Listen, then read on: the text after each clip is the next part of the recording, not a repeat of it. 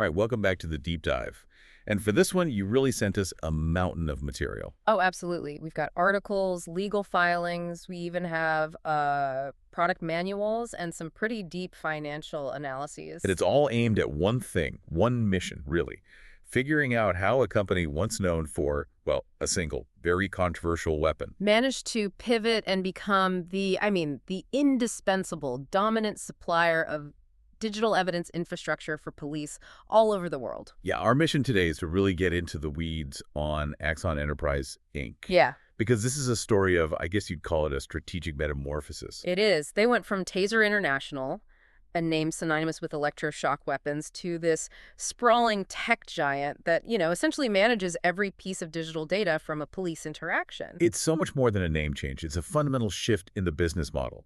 We're talking about an American company, Scottsdale, Arizona, developing tech for the military, law enforcement, and civilians. And when you hear Axon now, you might still think Taser, but that's almost like the legacy part of the business. Their core identity has just been totally eclipsed. It really has. I mean, just look at where they are today. Exactly. They're an S&P 500 component. They're on NASDAQ. They are a major, major player. For 2024, they're reporting, US $2.08 billion in revenue, and they have over 4,000 employees. And yeah, they still have the Taser weapon line.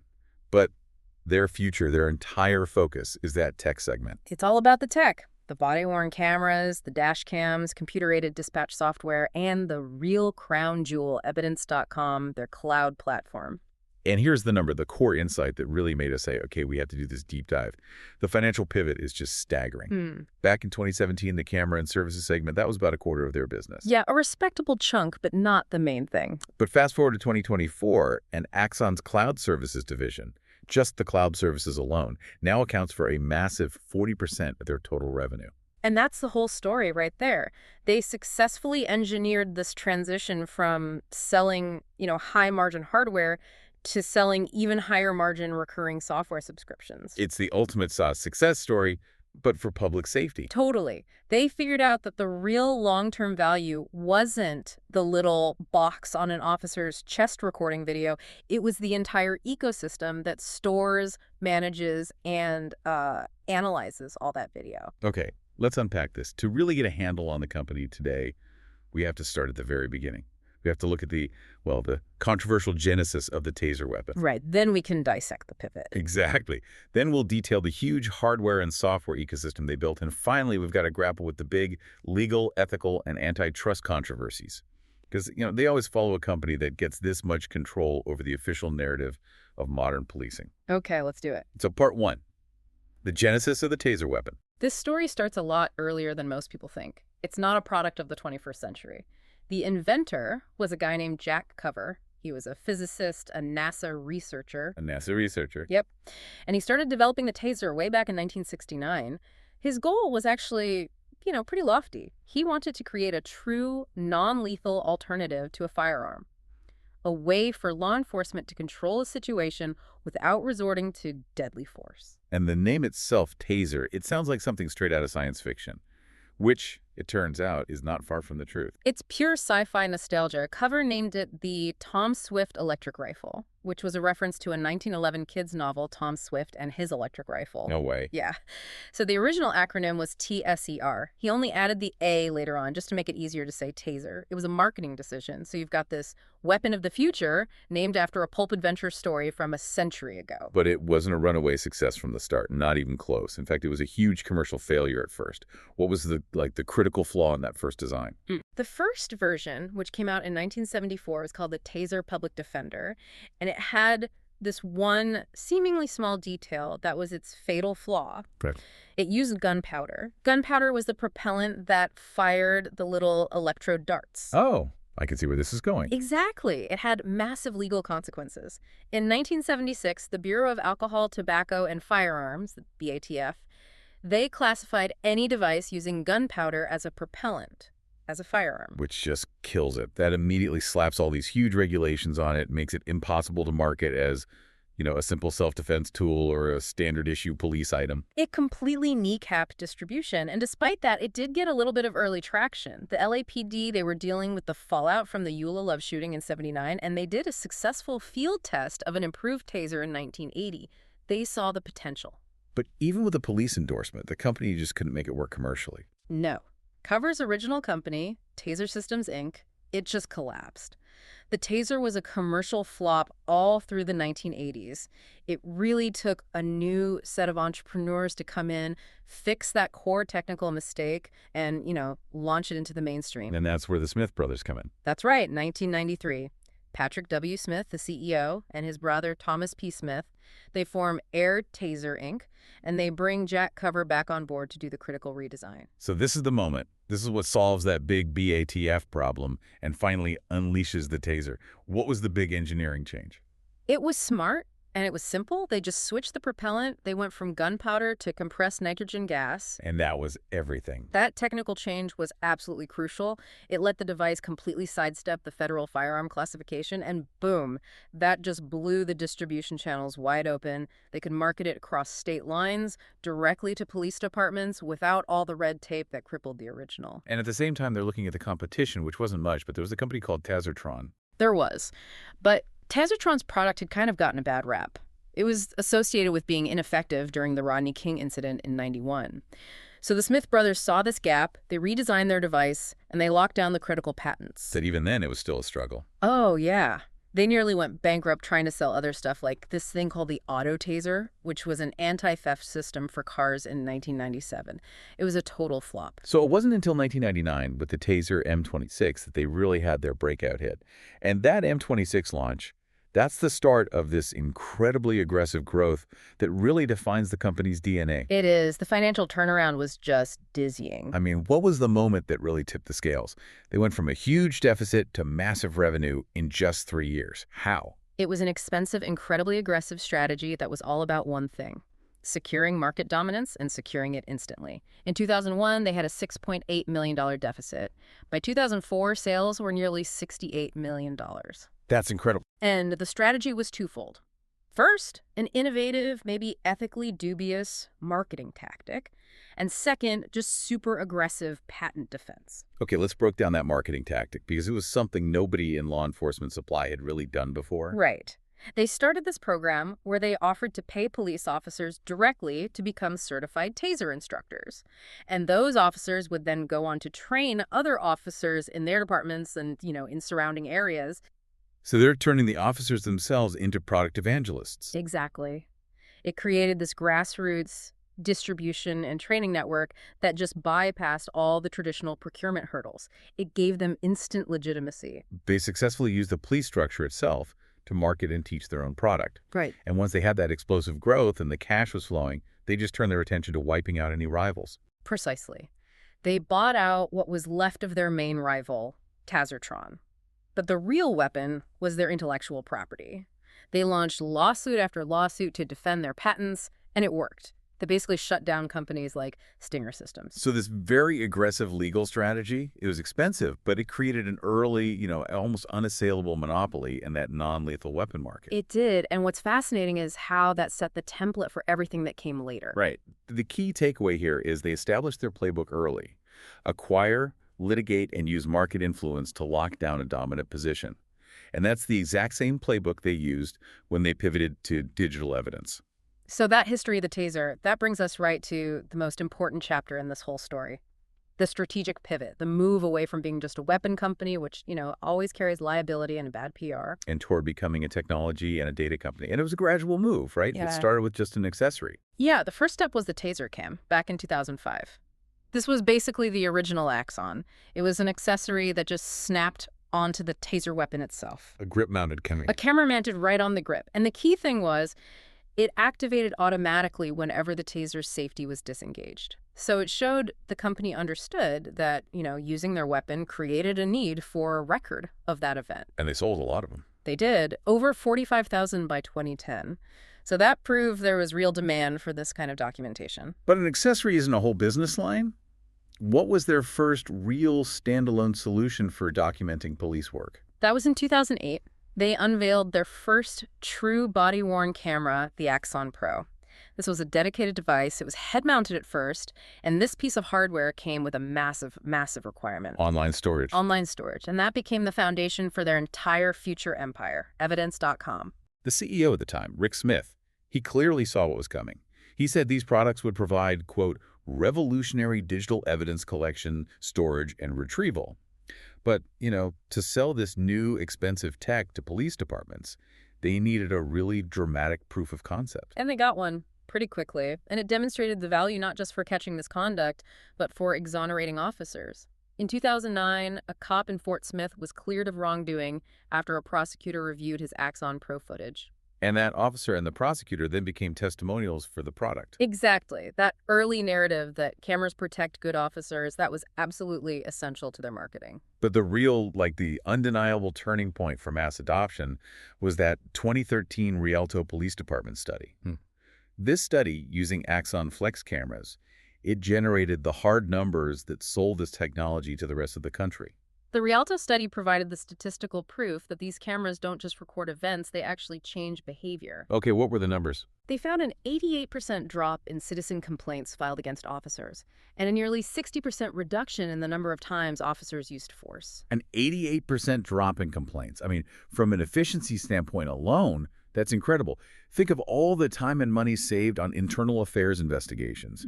That number, especially after high-profile events like Ferguson, it gave departments the political cover and the operational justification they needed. Exactly. The study validated Rick Smith's vision that they weren't just about weapons anymore. They were about providing transparency and solving related data problems.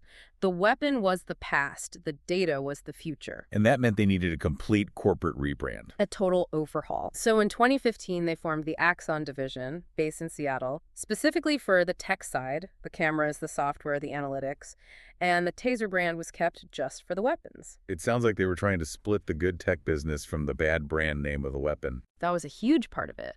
The CEO even said he was inspired by how Microsoft used the Xbox brand to get into entertainment. You let the clean new tech brand of Axon grow, separate from the controversial Taser core. And Smith later said the Taser name was becoming a bit of a distraction when he was trying to hire top software engineers in places like Seattle. Right. You can't compete with Amazon and Microsoft for talent if your company name is associated with, viral videos of police brutality. So the rebranding finally happened in April 2017. TASER International officially became Axon Enterprise. But the real masterstroke, the move that just cemented their dominance, was still to come. And that was the strategic move to just buy market share. Axon announced they would offer free one-year trials of their body cameras and their evidence.com service to any police agency in the U.S. Wow. Giving away the hardware and the essential cloud service for a whole year, that is a massive, costly bet. What was the business logic there? It's all about creating vendor lock-in, a data moat, you could call it.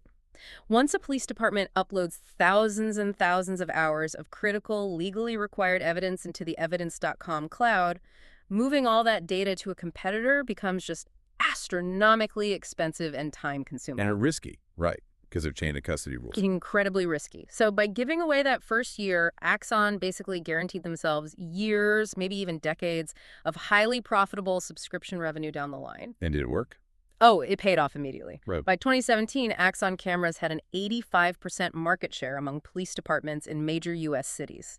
They just became the default standard overnight. And once they had that dominant position, they moved to consolidate the market even further. Yep. We mentioned they acquired their competitor Vivu in 2018 for what was really peanuts, $4.6 million in cash and a couple million in stock. So buying Vivu for just over $7 million seems like a steal. But that small acquisition is what triggered this massive antitrust lawsuit years later. What was the government's argument? It was a cheap buy that had huge consequences, because it wiped out one of the very few credible competitors left in a very concentrated market. The FTC's argument was basically that Axon already had a dominant position, and buying Vivu would just stifle competition, kill innovation, and ultimately let them charge cities inflated prices for essential tech. It's that same playbook. That aggressive dominance they established with the Taser was now being deployed to achieve an overwhelming position in the digital evidence market. Exactly. So that 85% market share, it wasn't just because of free trials. It was also because they were just constantly investing in and evolving the hardware. Let's walk through that evolution of the body-worn camera, because they really did set the industry standards. The first one, the Axon Pro in 2009, that was really just a proof of concept. It was head-mounted, it was bulky, you needed a separate controller. It proved you could record, but it wasn't practical. Then came the second generation. the Axon Flex in 2012, and the Axon Body in 2013. And this is where the hardware starts to look like what we see today, much more integrated. They streamlined everything. They got rid of the clunky monitor and just used a mobile phone app, Axon View. The video was still standard definition, but the most crucial innovation in that generation was the pre-event buffer. The pre-event buffer. That sounds like it solves the single biggest problem with police footage, which is human reaction time. How does that work? And why was it such a game changer? It fundamentally changed what an official record could be. The buffer is always recording video, but it's in a short loop, maybe 30 seconds, and it just discards it over and over, unless the officer hits the record button. Ah, okay. When they hit record, the camera automatically saves the 30 seconds of video before that moment and then continues recording. So it guarantees you don't miss the critical moments leading up to an incident just because of adrenaline or delayed reaction. Exactly. It lets the video show what the officer perceived and what they were reacting to, not just the action itself. It became an absolutely essential, non-negotiable feature for police contracts everywhere. Moving into the third generation, they focused on better video quality and connectivity. Right. The Axon Body 2 in 2015, that bumped it up to 1080p full HD video and introduced wireless activation.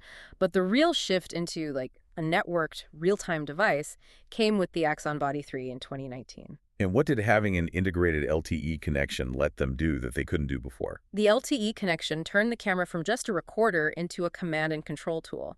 It allowed for live streaming of an incident back to a command center. And critically, it allowed for remote wireless activation. So the supervisor could, in theory, log into evidence.com and see a live feed from an officer's camera on the street. Yes.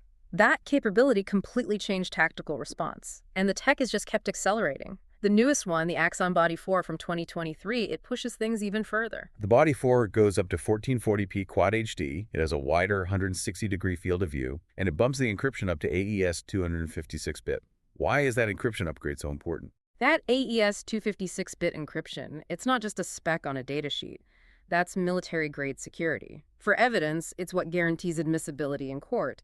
It proves the data hasn't been tampered with, and it maintains the digital chain of custody. It's a key feature that helps them lock in these long-term government contracts. And this whole hardware ecosystem, it goes way beyond just the camera on the officer's chest, and it all feeds back into evidence.com. That's right. They have Axon Interview, which are video systems for interview rooms.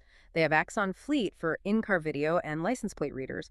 All these different data streams flow back to that one central, highly profitable hub. And now they're looking to expand even further into permanent public surveillance, moving from just recording incidents to becoming, proactive surveillance infrastructure. What are the details on their 2025 plans? This is where privacy advocates get really concerned. Axon announced plans for pole-mounted automated license plate readers, ALPR systems.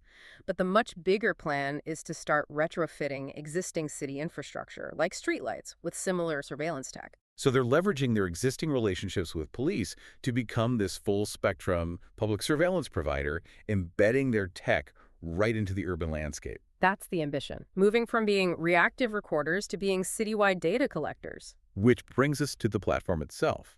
The hardware is just how they collect the data. The real power is in the proprietary ecosystem that manages it all. So let's dive into evidence.com.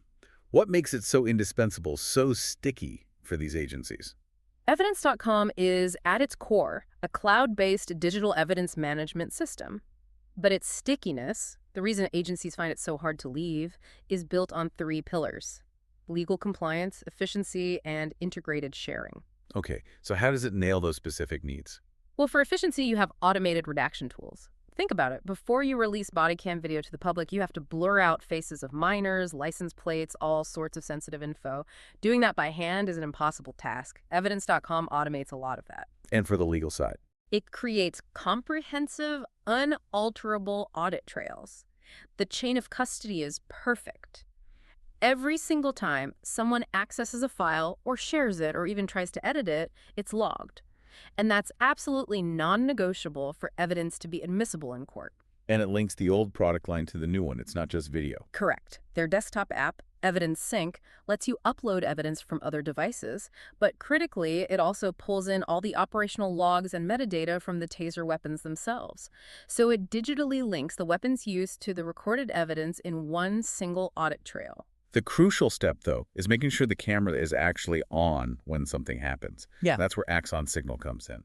Explain how this tech tries to take human error out of the equation. Axon Signal is a whole suite of products designed for automated triggering. The idea is to make sure critical moments get captured without an officer having to remember to hit a button when they're under stress. So how does it work? For example, Signal Vehicle can wirelessly tell all nearby body cameras to start recording based on what the police cruiser is doing. Like when the light bar goes on. Exactly. Or when a specific door opens or the siren gets activated, it also links directly to the tools of force. Right. The Signal Performance Power magazine, that's a special grip for the taser that automatically starts the camera recording the second the weapon is armed. And more recently, they introduced Signal Sidearm. A sensor for the handgun holster. Yep.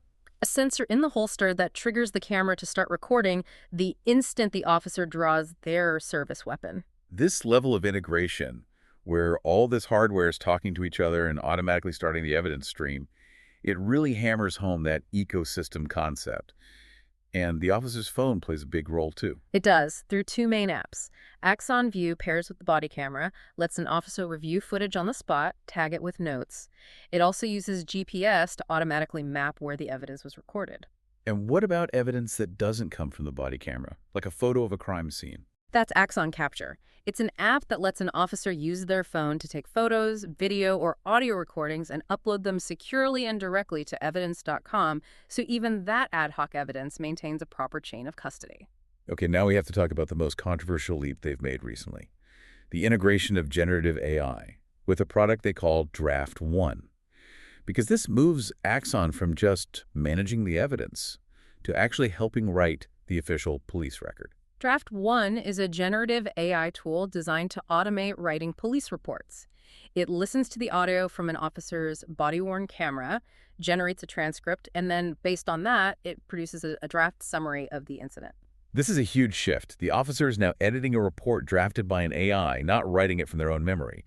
What's the fundamental opposition to this? The Electronic Frontier Foundation, the EFF, they've come out very strongly against it. They say it's, quote, designed to defy transparency. What's their argument? Oh, their argument is that when an AI summarizes and structures the narrative, it creates this new layer between the raw evidence and the final report. That interpretation, driven by a proprietary Axon algorithm, becomes the starting point of the official record. And it could potentially frame the event in a certain way or obscure certain details, making the report's creation process less transparent. So the officer is essentially editing a report written by a machine from the same company that sold them the camera that recorded the event. It's a completely closed loop of information control. It is a closed loop.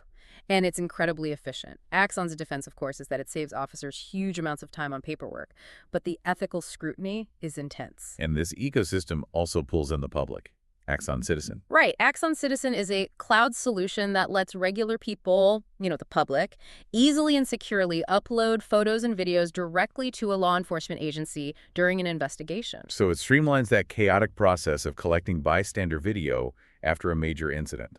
Exactly. The agency can just send out a link via text message, and people can upload their files directly. It's structured, it's streamlined, and crucially, the evidence maintains a secure chain of custody from the moment the civilian uploads it. And looking forward, their ambition is to control the very start of the entire process, starting with the 911 call. Yes, that agreement to acquire Carbine for $625 million is a landmark deal. Carbine is an AI-powered 911 technology company. By integrating them, Axon is stepping right into the 911 call center. They're starting the data collection the moment the call is placed, linking the dispatcher, the caller, and the responding officer's camera into one unified system from the very beginning. This kind of comprehensive, aggressive expansion has obviously led to significant controversy, both with the TASER itself and now with their digital practices. Let's get into those legal and ethical challenges. You have to start with the TASER product liability. Now, despite their very aggressive legal defense, the company has lost 2 product liability lawsuits involving wrongful death or serious injury. But they also say they have a very strong defense record. They do. They are quick to point out that they've gotten dismissals or judgments in their favor in 59 other wrongful death or injury lawsuits. So what's the story there? Why the huge disparity? They are notoriously aggressive in their defense. A lot of those 59 cases were settled and dismissed, not necessarily because the device was proven harmless, but because it just became too expensive for the plaintiffs to keep fighting. They've also invested a ton of money in internal research to support the safety profile of their device in court. And we have to talk about one of the most high-profile international incidents, one that really changed the public perception of the taser? That would be the 2007 death of Robert Zukowski, a Polish immigrant at the Vancouver International Airport. He was tased multiple times by RCMP officers. And there was a video, right? Yes, a bystander video that went viral. And a provincial inquiry later found the tasing was unjustified. In 2013, his death was officially ruled a homicide, with the coroner citing a heart attack from the repeated electrical jolts. And that incident sparked major inquiries into taser use by police across Canada and really around the world. It also ties into a much broader medical controversy that Axon is right in the middle of. It does, and that is the controversy over the diagnosis of excited delirium. A term that Axon has been a chief proponent of. Right. It's a deeply contested diagnosis used to explain sudden deaths that happen during police encounters, often involving restraint or the use of a taser. Axon has actively promoted this diagnosis in its legal defenses and training materials. Okay, so to be very clear for our listener, what is excited delirium and what is the central critique that it's just a cover for positional asphyxia? So, to report this impartially, excited delirium is described as a syndrome of extreme agitation, aggression, high body temperature that can lead to sudden cardiac arrest and death. However, many major medical organizations, including the American Psychiatric Association, either don't recognize it or have removed it as a valid diagnosis. And the critique. The critical argument is that the diagnosis is often used to obscure the real cause of death, which is positional asphyxia. Basically, someone dies because the way they're being restrained, often after being tased and exhausted, restricts their ability to breathe. So critics are saying that by promoting excited delirium, the company is shifting blame away from the weapon or the police restraint methods. That is the essential legal argument. It allows the company and the officers to point to a supposed pre-existing medical condition rather than excessive force as the cause of death. It's been called a form of junk science by human rights advocates. Moving away from the weapon, let's look at their corporate conduct. There was a really bizarre incident in 2015 with a documentary. A very strange episode. It was discovered that several TASER International employees had been review bombing the Amazon and iTunes listings for a documentary called Killing Them Safely. Which was a film critical of taser use. Exactly. It investigated major incidents involving the weapon, and it looked like there was this coordinated secret effort from inside the company to undermine critical media coverage by flooding it with negative online reviews. That suggests a certain intolerance for scrutiny, which is really relevant when we look at the terms of service for evidence.com, which, governs millions of hours of public video data. This is a huge area of concern for data rights advocates. In 2017, a defense lawyer in California flagged this incredible clause in the evidence.com terms of service. The license that police departments grant to Axon is, and I'm quoting, non-exclusive, transferable, irrevocable, royalty-free, sublicensable, worldwide license to use the photos and videos uploaded by users. Okay, let's break down that legalese. Does that mean if a police department uploads a million hours of public video, Axon can then use all that data to train its own AI models like Draft One, and the public gets no say and no payment? That is exactly what that clause implies. It gives Axon essentially unlimited, free, and permanent rights to use public data for its own commercial gain. It helps them build a massive data advantage over any competitor, and it raises very serious privacy concerns, especially with data involving juveniles. And this market dominance and data control is what finally triggered that antitrust lawsuit from the FTC in 2020 over the Vievu acquisition. Right. The FTC alleged Axon was creating a monopoly, but Axon's response was, it was almost unheard of. Instead of just fighting the case, Axon sued the FTC itself. On what grounds? They claimed the agency's entire internal structure was unconstitutional. They challenged the very authority of the FTC to regulate them. That is an incredibly aggressive legal move. Yeah. And what was the outcome? It was highly effective. It put the FTC on the defensive, and the agency eventually just withdrew its complaint in 2023. It showed just how far Axon is willing to go to protect its market position. But the antitrust fight isn't over. Now the cities themselves are suing. That's right. In late 2023, 3 U.S. cities filed a class action antitrust lawsuit against Axon. They alleged the company abused its market power to force them to pay inflated prices, leveraging that vendor lock-in we talked about. They're basically saying the monopoly is now costing taxpayers money. And finally, we have to touch on the most dramatic ethical crisis in their recent history. The proposal for taser-armed drones. In June 2022, Axon announced a plan for Taser-armed drones, and they framed it as a way to stop school shootings. The backlash was immediate and intense. And 9 members of their own internal ethics board resigned over it. This wasn't just a disagreement, this was a complete ethical breakdown. What was their core concern? The board issued a unanimous statement. Their concern was that Axon's proposal was rushed, it lacked safety protocols, and most importantly, it risked normalizing the use of autonomous weaponized drones in domestic settings. They felt it was blurring the line between law enforcement and military-style autonomous systems. Their resignation was a huge statement. It was profound, and it forced Axon to immediately pause the entire plan. It's just a striking example of the immense power they have and the ethical tightrope they're constantly walking. So what we've seen here is a complete corporate reinvention. Right. Axon has evolved from that, controversial 1970s idea of a Tom Swift electric rifle into a 21st century full-spectrum digital evidence contractor. And they did it by strategically shifting to a subscription-based, cloud-centric model. They went from selling a weapon to managing the official record of its use and everything else besides. We've traced the tech from those bulky early cameras to today's 1440p models with military-grade encryption. And critically, we've detailed the software ecosystem that locks it all in, from Axon Signal's automated triggers to AI-powered report writing with Draft One. The central paradox for you, the listener, to really think about is this. Axon is a company built on the promise of police transparency through cameras. Yet it is constantly facing these huge controversies over its use of public data, its market dominance, and its ethical boundaries, like with excited delirium and the drone plan. The camera is there to show the truth, but the corporation that manages the data holds all the keys to what that truth ultimately looks like. They control the entire information flow, from the 911 call to the automatic recording, all the way to the final written police report. And if we connect this to the bigger picture, the provocative thought to leave you with is this. Given Axon's history of aggressive dominance and its royalty-free license over public data, what are the deep, long-term implications when a single corporate vendor manages virtually the entire chain of custody for public safety evidence? When they hold that much sway over the official, legally defensible record of policing and can use that vast data set to train their own private AI? It's a fundamental question of public accountability versus corporate control, and it defines so much of the landscape of policing and data privacy today. That was the deep dive into Axon Enterprise. We hope this knowledge serves you well. We'll see you next time.